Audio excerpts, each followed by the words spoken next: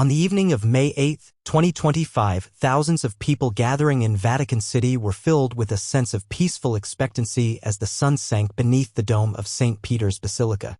The tiny chimney jutting from the Sistine Chapel was the center of attention. The world had waited and watched for hours. Then, with just smoke and no announcement, the message was obvious. In the last of the light, a white plume curled upward and soared into the sky. The cardinals had made up their minds. They had elected a new pope. Shortly after, the massive bells of St. Peter's sounded, sending a sound like a wave of revelation across Rome's rooftops. Shortly later, a figure in white, with steady hands and serene eyes, stepped out onto the balcony. Many were caught off guard by the subsequent name. Provost Robert Francis. An American. A missionary. A scholar. A man who is highly regarded in the church but less known outside of it.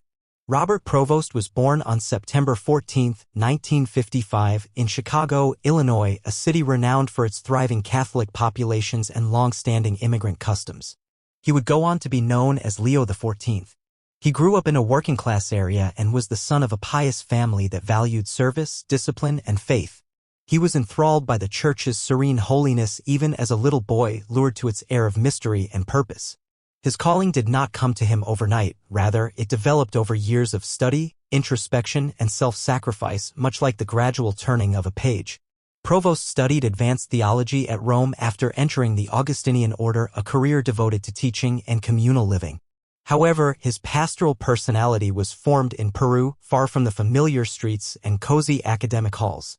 As a missionary in an area characterized by both spiritual hunger and economic hardship, he lived among the impoverished and disenfranchised for decades.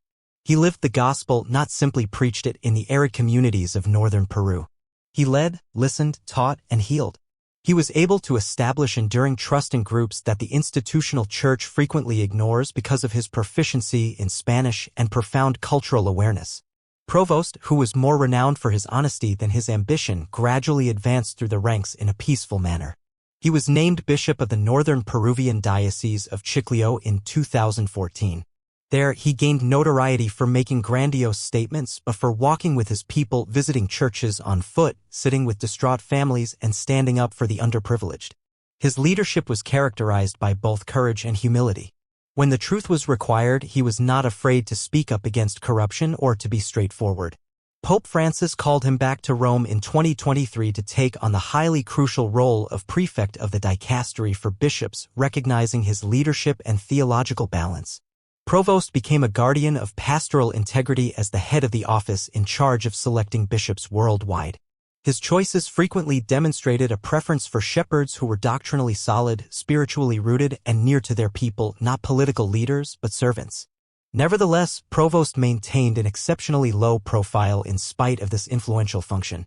He was rarely featured in the media and rarely conducted interviews. As the Church entered a period of change following the passing of Pope Francis, his strength, quiet discernment, and a strong prayer life became even more apparent.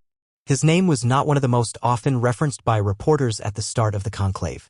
However, his name started to reverberate with increasing clarity inside the Sistine Chapel, where prayer, quiet, and discussion are used to determine the Church's future.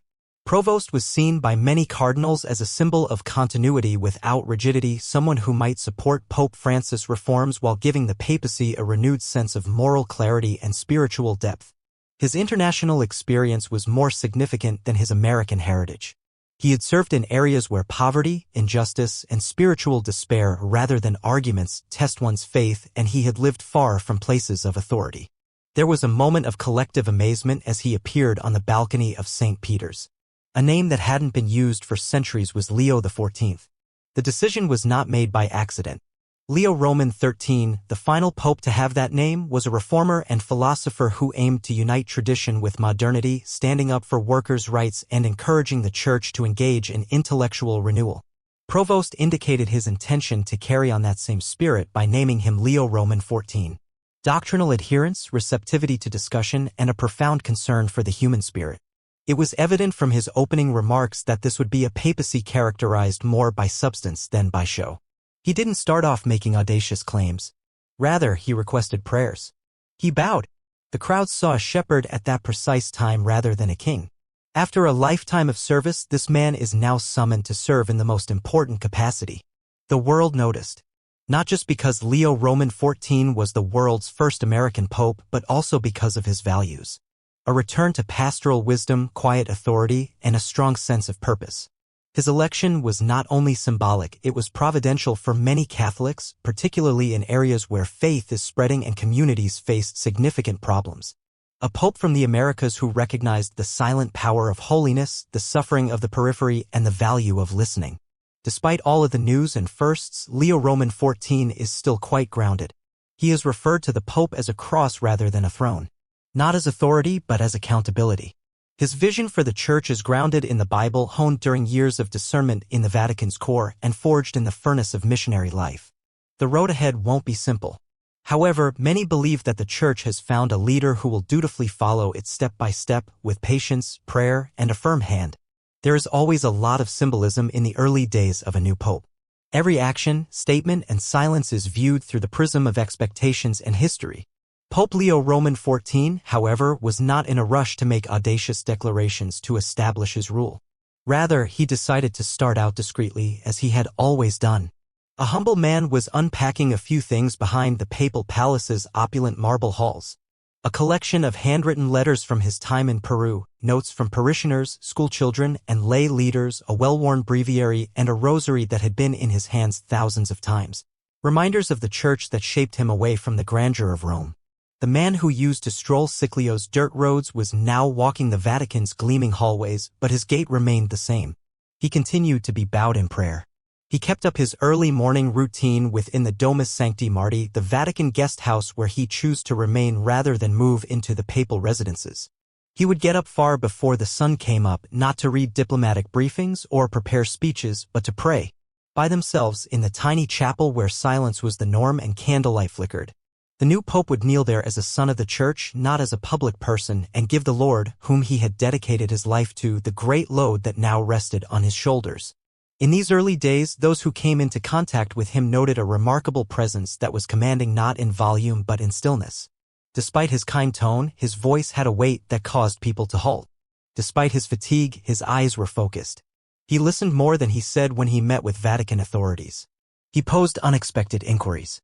It's about people, not statistics or administration. About dioceses that are forgotten. On the establishment of seminaries in areas affected by war. About how the Church could continue to be near the impoverished, the wounded, and the invisible. One of his first private encounters was with a group of Latin American pilgrims with disabilities, not a head of state or world leader. He did not approach the podium as he entered the room. He grinned as he knelt next to a young lad in a wheelchair and put his hand on his shoulder. There were no pictures captured. There were no headlines. However, it was a moment that spoke for everyone in attendance. Soon, observers from all across the world started comparing Leo XIV to his predecessor. Leo XIV conducted himself with thoughtful moderation in contrast to Pope Francis, who frequently talked spontaneously and spontaneously. His choices were deliberate, perhaps even poetic, but always grounded in the Bible. He took a straightforward but forceful approach. His goal was to inspire via depth rather than novelty. The tone was established by his first public statement. He considered the gospel of the day rather than politics, economics, or even church reforms. The account of the disciples traveling to Emmaus. Before a stranger joins them and opens their hearts and the scriptures, two followers are walking in grief, unsure of what will happen next. For Leo, this tale was prophetic as well as scriptural.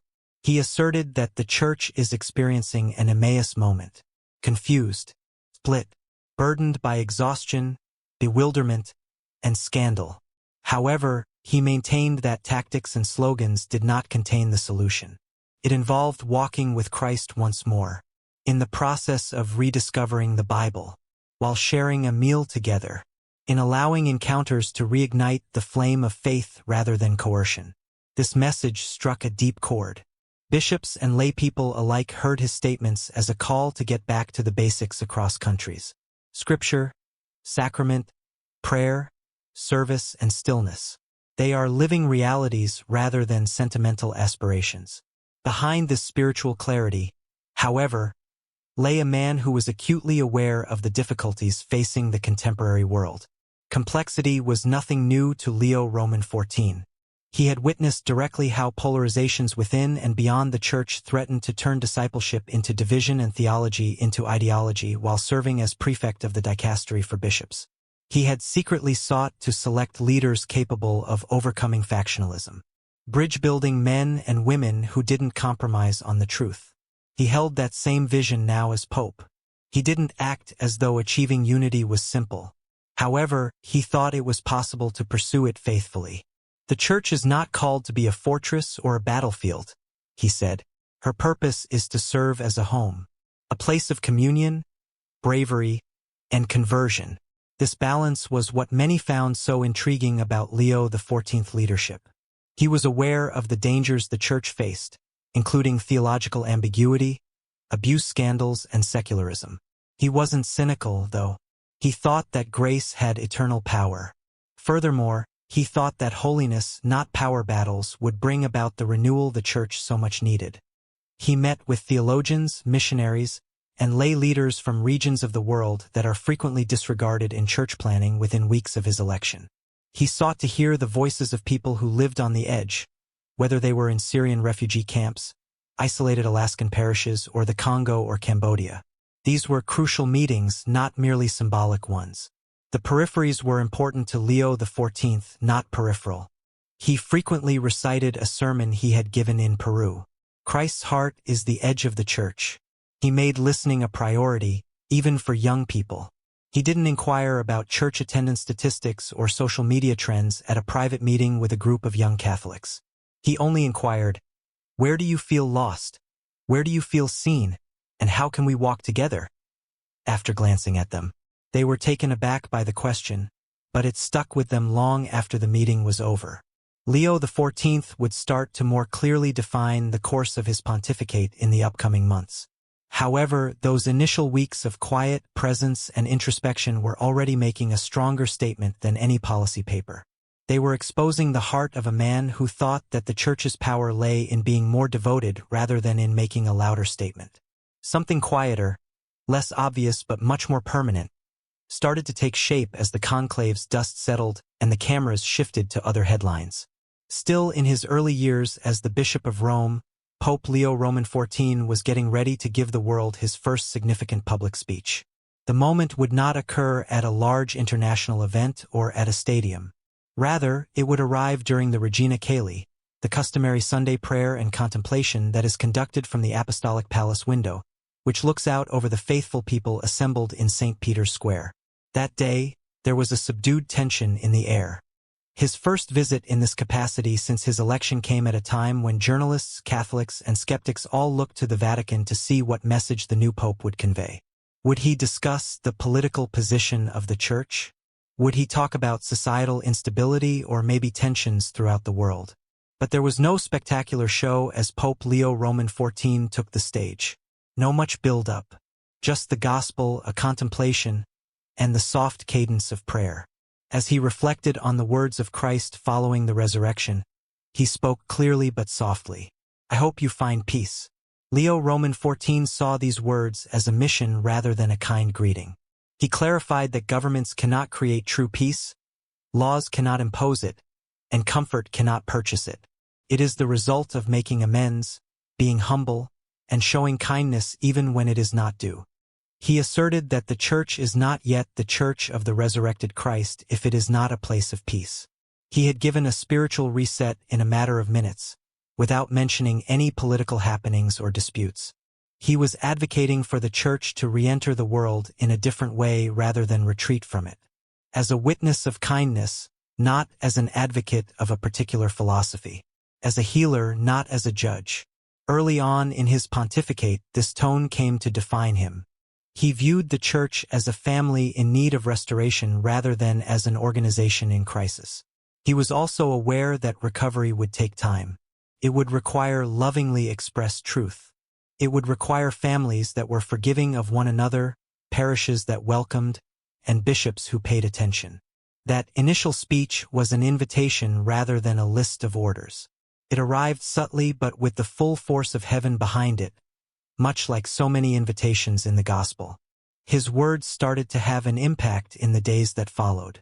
His pastoral tone struck a chord throughout monastic groups and dioceses. The message was like a mirror to our conscience, according to a Southeast Asian bishop. In Angola, a missionary referred to it as a summons to start over. Media agencies paid attention even in areas where Catholicism had declined, not because he had said something contentious but rather because he had not. His moderation was revolutionary in a society that frequently rewards provocation. However, that did not mean he shied away from harsh realities. Shortly after that initial speech, Pope Leo XIV spoke with unusual lucidity in a private audience with members of the Roman Curia. He emphasized to them that serving in the Church is a duty, not a privilege. In God's eyes, titles don't really matter. Credibility is developed via institutional transparency and personal holiness rather than tactics. The discussion was described by those in attendance as profoundly convicting rather than harsh. He talked to awaken, not to embarrass. This was the pattern he followed everywhere. He steered clear of extremes in every speech and audience. He leaned upward rather than left or right. Clear, strong, but never cruel. His words frequently resembled the writings of the early church fathers. In order to remind the faithful that the truth is like a lion and that they don't need to defend it, he often cited St. Augustine. If you let it go, it will protect itself. However, he also cited contemporary saints like Pope John Paul II and Mother Teresa, creating a tradition that seemed both grounded and current. Some observers were taken aback by his choice to visit a refugee community outside of Rome on his first apostolic journey as pope. Many anticipated a world tour, a symbolic trip to a major Catholic nation. Leo XIV, however, decided to start with the forgotten. He went to a modest facility that provided care for displaced families from the Middle East and North Africa, managed by a small team of lay volunteers and nuns. There were no diplomatic entourages or news conferences. He came in silence, sat with mothers clutching babies, listened to children who had lost their parents at sea, and prayed in private with homeless men. He merely responded, "Because Christ lives here." When asked subsequently why he chose this location, he saw the margins as the route itself, not as a diversion from papal duty. Every human being, in his opinion, is a mirror of God rather than a category. And it was this belief that started to change how people viewed him, not just as the leader of a worldwide church, but also as a man testifying to something more profound. His pontificate was soon referred to by Catholic media as a slow revolution, a silent return to holiness, depth, and clarity. He was neither abandoning tradition nor holding on to it out of fear. He was experiencing it. Leo XIV doesn't yell, a theologian said in one interview. He repeats. In the months that followed, Leo XIV started assembling a group of spiritual counselors, not famous people or influential politicians, but men and women who had dedicated decades to monastic life, missionary labor, and introspective meditation. He frequently asked them to join him for dinner in informal settings and solicited their opinions on how the church could become more Eucharistic in both liturgy and living. What if, he questioned them, our everyday behavior reflected the host's humility? This way of thinking was what gradually started to change the climate at the Vatican. Less show, more quiet, reduced noise, more discernment. Even if the world was still spinning and crises were still occurring, something more stable was beginning to take hold in the center of Rome. A leadership based on hope rather than headlines. And so a question silently surfaced in the eyes of millions. Is Leo XIV the Pope of essence rather than of eras?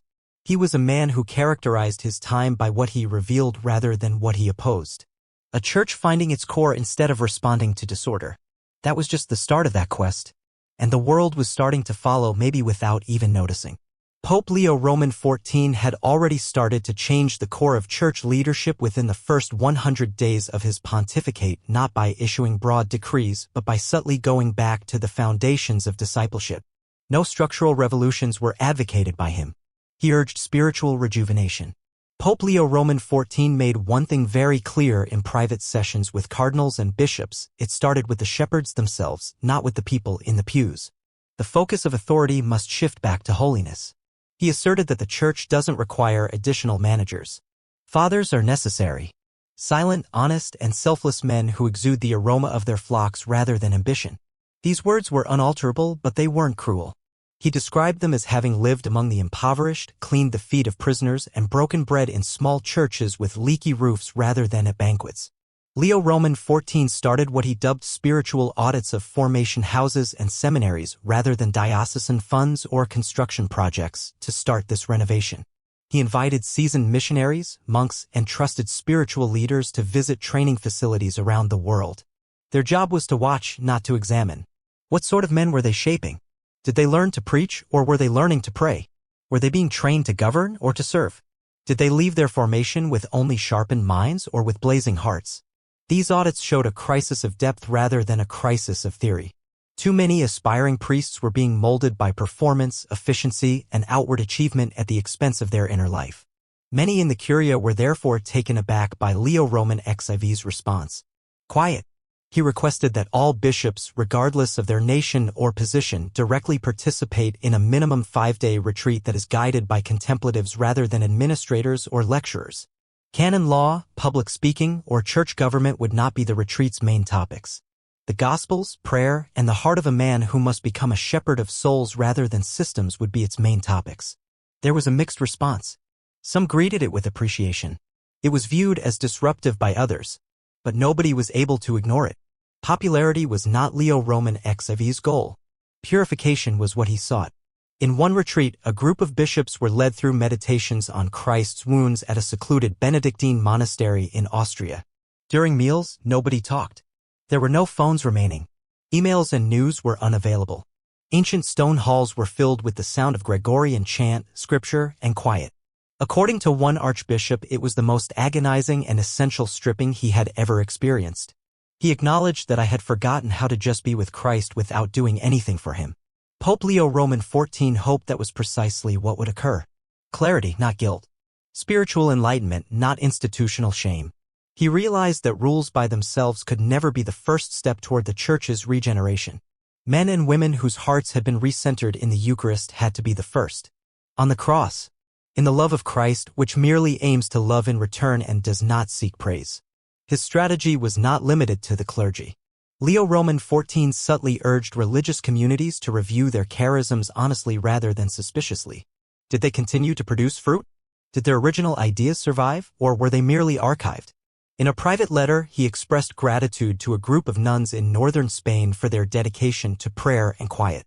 He stated, "Your hiddenness speaks most loudly in a world of performance. Avoid the temptation to increase your visibility. Develop greater faithfulness." Simple, heartfelt, and theologically rich acts like this became a defining characteristic of his leadership. Centralizing power did not appeal to him. Redistributing holiness was something he was interested in. He did not consider the Vatican to be the heart of the Church. The tabernacle was it. The focal point was wherever Christ was seen, worshipped, and obeyed. Leo secretly started what insiders referred to as the Emmaus Project in order to further this goal. There was no press conference to announce it. There was no campaign on social media. Rather, it started with handwritten invitations to spiritual leaders, men and women recognized for their faithfulness rather for their prominence, who lived on other continents. A question was posed to each. In this day and age, how can the Church walk with the discouraged? The returned responses created a mosaic of eyewitnesses. They discussed the necessity of accompaniment rather than strategy, from a catechist in the Papua New Guinean jungles to a hermit in the Scottish Highlands. They described mothers and fathers who were spiritual. When hearts were genuinely listened to, confession lines had become lengthy. Of communities revitalized via prayer rather than financial support. These thoughts were collected by Leo into a document that was not like any contemporary church publication. It was neither a doctrinal explanation nor a theological thesis. It was more akin to a spiritual roadmap, a compilation of prayers, testimonies, and advice for a world tired of noise. He dubbed it Walking with Christ or Camino Cristo. Additionally, he requested that it be read aloud in parish communities, small groups, and even jails instead of being distributed through bishops' conferences. Prayerfully shared but not studied intellectually. One line in a piece that was read in dozens of languages around the world seemed to sum up his entire outlook. The Church will shine once more when she kneels down, not when she argues more forcefully.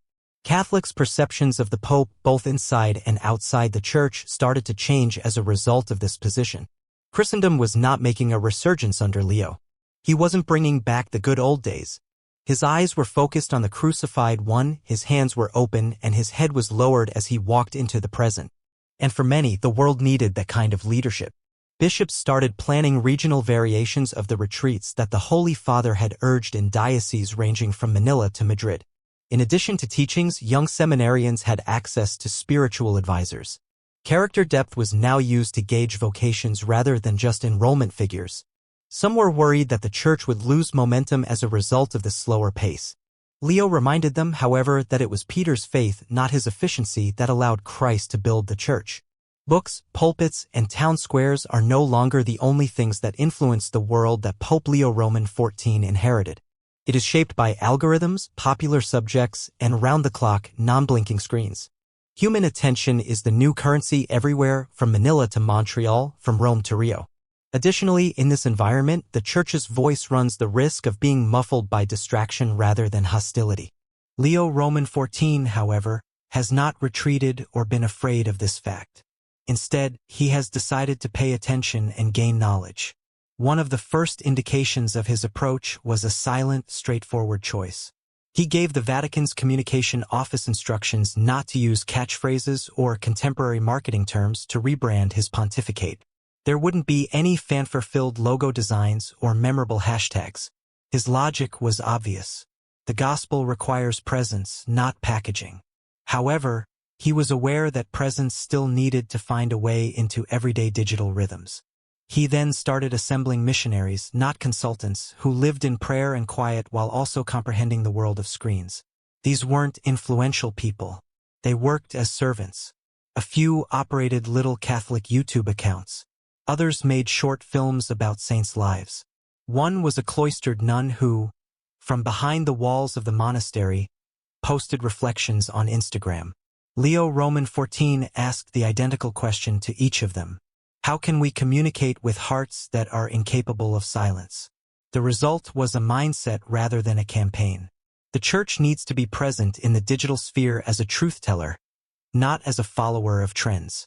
Its goal was to delve deeply rather than get viral. The Pope was aware that while algorithms favor immediacy and emotion, grace, not noise, is what transforms souls. He started urging bishops to support young Catholic artists in order to evangelize rather than amuse. To sow seeds, not to do.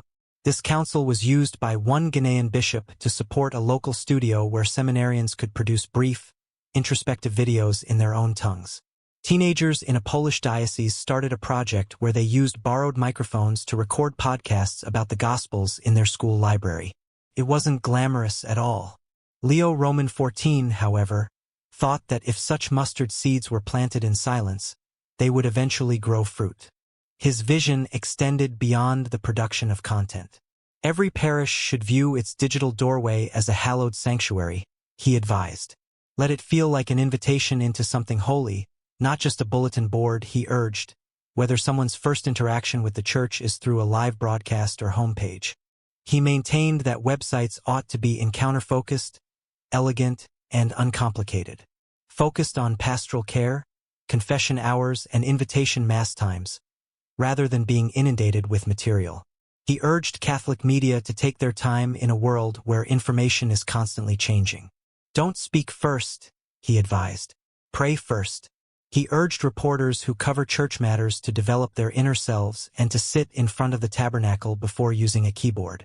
If we want to speak the truth in a storm, we must first become still, he once told a young Argentinian reporter. He even sent a message especially for digital missionaries, the regular laypeople who go across the world making Catholic blogs, videos, and posts. You are on the front lines of the new Areopagus, he wrote. Don't let your limited reach scare you. Heaven wins when one soul is reached by beauty and truth. His own use of technology reflected this pastoral attention to detail. Every word that was uploaded in his name was handled with the care of a handwritten letter, even though he rarely utilized social media. Without prayer, no post was accepted. No video was released aimlessly. He frequently used St. Paul's statement, I have become everything to everyone, so that by all means I might save some. However, Leo XIV noted that we must never compromise our identity in an attempt to get to where they are. Unexpectedly, he made one of his most remarkable digital gestures. A brief video of the Pope bowing silently before the Eucharist without saying a word was made public from the Domus Sancti Marfi Chapel. Nothing moved for more than 5 minutes. Just silence, no lighting effects, no soundtrack. Millions of people watched it. More than 1,000 sermons were contained in that one video. It served as a reminder to the world that silence is not nothingness, and that Christ's quiet presence is still the most effective way to communicate, even in the digital realm. Leo XIV also promoted contemplation on the morality of technology outside of the screen. He urged developers, engineers, and tech executives to think about the ethical obligations of innovation in a live-streamed worldwide speech. Are we less or more human because of your tools? Is it hollow or do they heal? He inquired. He appealed for conscience but did not denounce technology. Later, he advocated for the creation of an annual day of digital Sabbath, when Catholics everywhere would be urged to put down their electronics for a full day and instead spend time with their loved ones, the underprivileged, the elderly, or the lonely. It was a rhythm and a spiritual act of defiance against a noisy world, not a regulation. The world is full with voices but lacks vision. He remarked in his papal encyclical on evangelization in the modern world, Lux Silentiae, the light of quiet. The Church needs to rediscover how to communicate with her life, not just her words. This lesson struck a profound chord with young Catholics. Even within the Church, many were fed up with show and divisiveness. They yearned for presence, not performance, but authenticity. An alternative model was provided by Leo XIV digital vision. It encouraged conversion but made no promises about clicks. Since then, a new wave of initiatives, influencers' silent retreats, monastic training, and films have been sparked by his meticulous stewardship of media. Even applications made to help users with daily scripture reflection and prayer analysis are not meant to monitor habits. Under his direction, the digital era was viewed as an unexplored vineyard rather than a threat. A location where, with discernment, holiness seeds could yet be sown. Because, in the end, Leo XIV thought that, despite screens, Christ still walks by our sides, waiting to be recognized, the silence that follows the words breaking searing in our hearts. The world's focus shifted to a more profound query as the months passed and the immediate shock of a new pope subsided. What does Pope Leo XIV think the Catholic Church will look like in the future? He never provided a 5-year strategic plan or a grand vision statement in response to this. He responded to it instead, one intentional word at a time, in the same calm, contemplative manner that he lived. And instead of a reform blueprint, something deeper, a prophetic imagination, started to emerge from his homilies, letters, and silent gestures. Leo XIV made no mention of restoring the Church's authority. Recovering its soul, he said. He believed that the Church of the future would not be the biggest. It wouldn't make the most noise. However, it needs to become the most devoted. He reportedly remarked that we are supposed to be repeatedly converted rather than to be appreciated. According to him, the Church's purpose was to remain rooted in Christ and, in doing so, serve as a light for a world that was drifting, not to keep up with the times. He firmly believed that the future Church ought to be smaller in size but more profound in spirit. He did not bemoan the Western population's decrease. He regarded it as a chance to cleanse what was left. A well-pruned tree produces fruit, he said. Don't be afraid of the pruning. He felt that the Church needed to resist the need to fit in at all costs. Instead, it ought to concentrate on becoming, like Christ, a symbol of contradiction once more. He frequently encouraged new priests to pursue holiness rather than relevance in his informal discussions with them. He informed them there was no need for another opinion in the world. Witnesses are required. 3 themes characterized his outlook on the future: missionary simplicity, ecclesiastical connection, and internal rejuvenation. Every Catholic who was baptized had to take personal transformation seriously as part of interior regeneration. He stated in one homily that the hearts we give up today will determine the Church of tomorrow. He urged the faithful to go back to the fundamentals of Scripture: fasting, daily prayer, regular confession, and deeds of kindness. They are lifelines, not religious practices. He saw a generation of Catholics who were so firmly anchored in Christ that they would not waver, even in a harsh environment. He asserted that this century's saints will not be entertainers. They will be torches that are hidden. Leo Roman XIV believed that ecclesial communion was about love-based unity rather than uniformity. The ideological rifts that split dioceses and even religious organizations were something he was acutely aware of. However, he declined to support any side in cultural conflicts. He continued to gesture to the cross instead. He cautioned, "We do not win souls by winning debates. We sacrifice our lives to win them." In his dream, he saw a church where the bishops stood up for what was right while also crying with the suffering, where the laity worked together on missions rather than as consumers of religion, where theologians prayed for understanding rather than praise, where parishes were transformed into places of healing and adoration rather than event spaces. He felt that spiritual fatherhood, not bureaucracy, was the way of the future for church government. He once remarked that the church's institutions will only be significant if they uphold grace. They are noise otherwise. He therefore started urging dioceses to streamline in order to cut down on unnecessary posts and get rid of those that supported institutional self-preservation rather than the needs of individuals. He softly remarked, "Your people need a shepherd, not a CEO." To an overburdened bishop in a private meeting, visit your sick person. Shut down the spreadsheet. The third tenet of his vision, missionary simplicity, was arguably the most radical. In his dream, Leo Roman XIV envisioned a church that was free to follow its soul and walk lightly, unhindered by prestige. He reminded the clergy that the early apostles had no plans, no policies, and no bags of gold. Just fire in their souls, scripture, and sandals.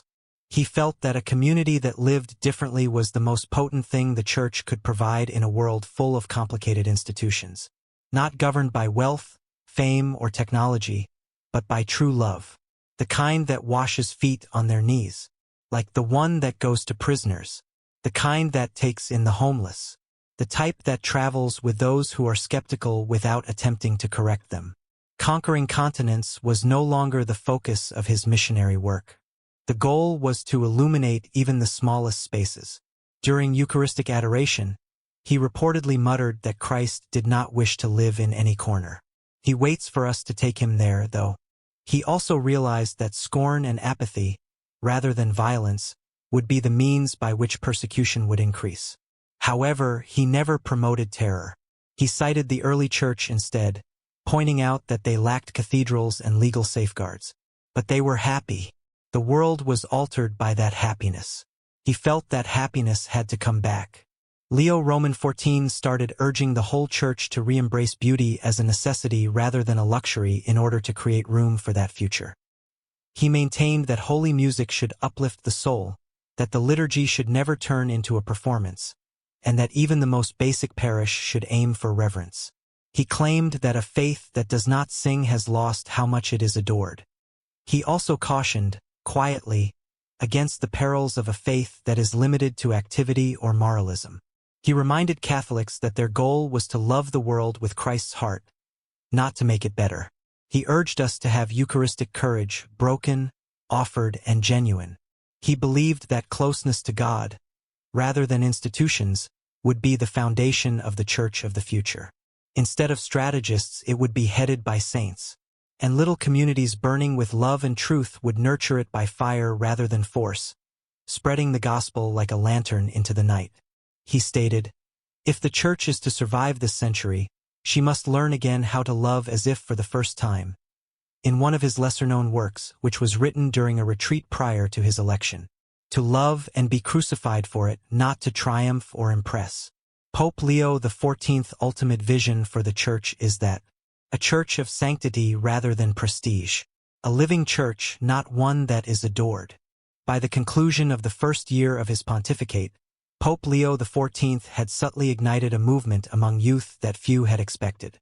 This movement was fueled by something far more uncommon than flamboyant conferences or large-scale campaigns: genuineness. The honesty of Leo XIV started to reverberate in places where the Church had long been written off as irrelevant or remote in a world where so much is edited, produced, and filtered. His remarks raised questions rather than requesting applause. His presence prompted contemplation rather than demanding attention. And the young people, who are sometimes misrepresented as uninterested or shallow, started to react. Started out slowly.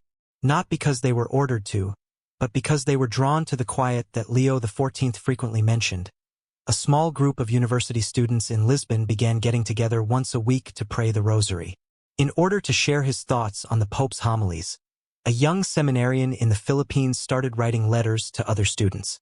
Inspired by the Pope's exhortation to restore beauty in places of worship, a group of Catholic painters in Montreal began painting icons. It wasn't a software that brought them together. It was a human. Pope Leo XIV had turned into a silent father figure to a generation that was looking for something that was expensive and could not be downloaded.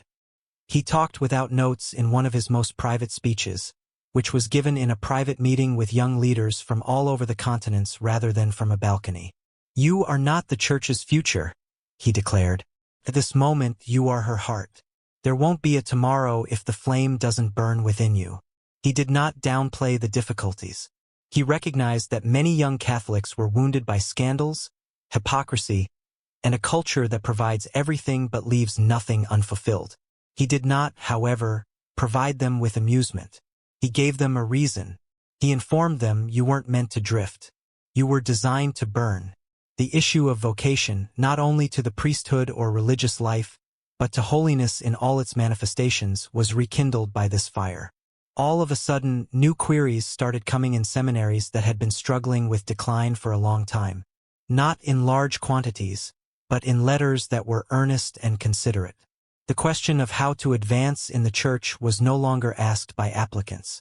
They wanted to know how to love Christ more than success, how to live in secret, and how to pray. Postulants started to reappear in convents throughout France and Italy. These were usually timid young ladies who had first come into contact with the faith, not through catechism, but rather by witnessing the Holy Father kneel before the precious sacrament with a reverence that spoke louder than any paper could. "I saw in him the man I want to marry, but he's already given his heart to Christ, so I will do the same," one novice wrote in her journal. No vocations campaign had been started by Leo XIV. He had just lived his. It was also infectious. The Pope started reviving the spiritual mentorship concept to encourage this new vocation sparking. He urged bishops to find the most pious priests and nuns in their diocese, not the most articulate, and to invite them to serve as mentors who are willing to walk with the young rather than give lectures. He informed them that you demonstrate prayer rather than teaching it. As a fundamental habit for anybody figuring out their path, he also brought back the practice of Lectio Divina, which is the quiet, contemplative reading of Scripture. He advised churches to set aside peaceful areas where young adults may congregate, read the Bible aloud, and keep their hearts open, not to dispute or debate. Young people started spending whole nights in adoration in one Ugandan diocese, taking shifts throughout the day. They didn't discuss it on social media. They didn't broadcast it live. They just knelt down and came in shifts. "I saw these kids kneeling longer than I ever had, and I thought, what excuse do I have left?" commented a priest who had almost quit his job. Leo XIV also urged communities to retell stories as a form of witness rather than amusement. He started gathering brief handwritten letters from young people who had discovered their vocations in unexpected ways and publishing them in the Vatican Bulletin Vocare under an assumed name. Different paths arose in each letter. Some led to consecrated virgins, some to marriage, some to the priesthood, and some to the straightforward, valiant call to be light in a profession that is dark. According to one letter, I was about to stop teaching, but I decided to stay after reading that the Church needed witnesses in addition to employees. I now say a silent prayer before class. Nothing stops me, and things are starting to change. Through presence rather than promotion, this silent revolution of purpose started to gain traction. After being relegated to activity nights, Catholic youth groups started including the Liturgy of the Hours. Guided quiet was a feature of retreats. Confession lines developed out of pleasure rather than duty. Pope Leo XIV stayed the same throughout this entire period. Steady, silent, and acutely aware of the Spirit's actions. He wrote, "You were born into a time of noise, but do not mistake that for purpose," in a letter to young people in a distracted society. "You are hungry for eternity, not for amusement. Even when you're worn out, Christ is still calling you." He realized that today's youth don't fear a challenge. They're terrified of being misled. He therefore never feigned that it would be simple to follow Christ. "You will gain everything, but it will cost everything," he remarked. The Church was starting to realize, via his example, that the future is about testimony, not trends. Being light is more important than being louder. One thing became evident as vocations subtly increased and spiritual passions started to resurface in previously thought to be lost areas. Not because Leo XIV insisted on it. He was the first to kneel. As Pope Leo XIV, papacy progressed quietly but steadily. One of the most surprising changes emerged, not because of doctrinal pronouncements, but rather because of the healing of long-separated hearts. Leo XIV was clear from the start that unity was a command, not only an ideal. Christ did not pray for influence, he reminded the faithful before he died. "May we be one," he pleaded. Leo XIV entered the void in a time of political, intellectual, and theological division with a presence that was neither compromised nor denounced. He realized that unity could never equate to uniformity and that real conversation started with listening rather than at a microphone. His visit to the House of Abraham, a multi-faith facility outside of Jerusalem where Christians, Jews, and Muslims came together to help the underprivileged rather than quarrel, was one of his first international gestures. There was no list of goals or international news conference. He entered in silence, kicked off his shoes at the door, and sat at a plain table alongside a rabbi and an imam. After sharing bread, they fell silent. Leo XIV later responded, "We sat to be human, not to speak to be heard," when asked what was discussed during the meeting. He was able to reach across religious divides with grace because of his disarming humility. Eastern Orthodox Church leaders, who were frequently wary of Rome, saw in him a brother rather than a mediator. He did not speak first during his first encounter with the ecumenical patriarch of Constantinople. He requested prayer. In the Latin and Greek echoes of a oneness older than division, they repeated the Lord's Prayer side by side in their original tongues. Later on, he would refer to this as the ache of separated love, characterizing the wounds of separation as shared anguish rather than charges. He added in a homily outside the walls of the Basilica of St. Paul, "We have been apart too long, and the world suffers from our silence." His appeal for unification inside the Catholic Church itself resonated on a spiritual level, transcending its institutional framework. In order to pray together rather than to receive reprimands or flattery, he asked traditionalist communities to meet with him. He conversed in Latin with their leaders as they strolled through historic cloisters, hearing their concerns about the decline of reverence and beauty. He didn't brush them off. "There is space at this table for your love," he added, holding their hands. He also sat with charismatic groups, kneeling in the midst of unprompted applause and participating silently with his eyes closed. He didn't advise them to be more subdued. "Is Christ the center of your fire?" was all he asked. For Leo XIV, integrity was more important than forms. He brought together theologians and artists, moms and monks, bishops and barristers in Rome and asked them to imagine what a united church might look like, not someday, but right now. "We don't have to agree on every expression to agree on every grace," he assured them, "so let the world see." His efforts started to pay off in the form of restored relationships rather than dramatic headlines. Dioceses started establishing twinning initiatives, combining rural parishes with immigrant populations and monasteries with inner-city schools. All of a sudden, Catholics were rediscovering one another, not at conferences, but over shared meals, coffee, and confession. It was not a machine that Leo XIV was developing. A family was being healed by him.